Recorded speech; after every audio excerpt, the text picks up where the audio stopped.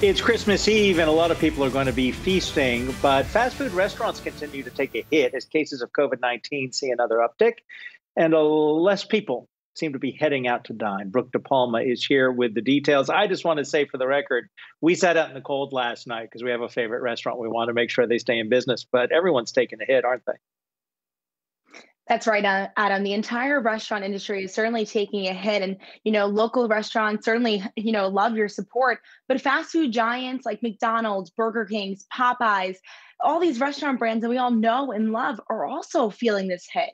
And according to Gravy Analytics, as of December 8th, foot traffic since February of 2020 has dropped more than 50%.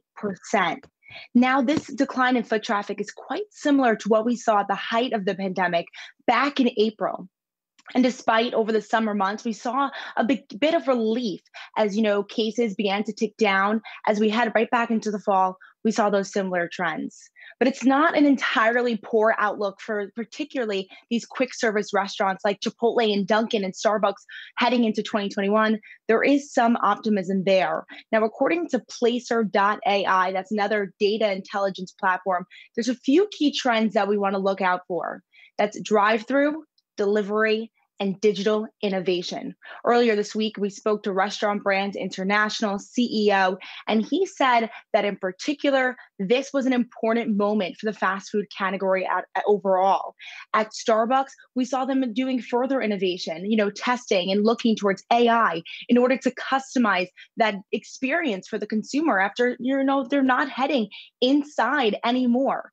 And in addition to that, an important moment for McDonald's, drive-through, spiking in the second quarter, making way into the third quarter, staying at those high levels, and consumers look for other way to get that fast food fix.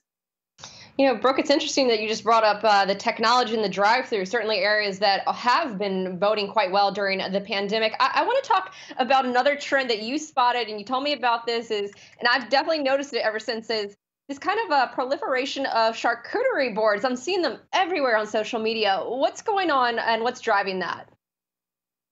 It really started as a viral trend, but charcuterie actually originated with cured meats. But we've seen it, on social media through candy and cheeses, as well as breakfast charcuterie boards.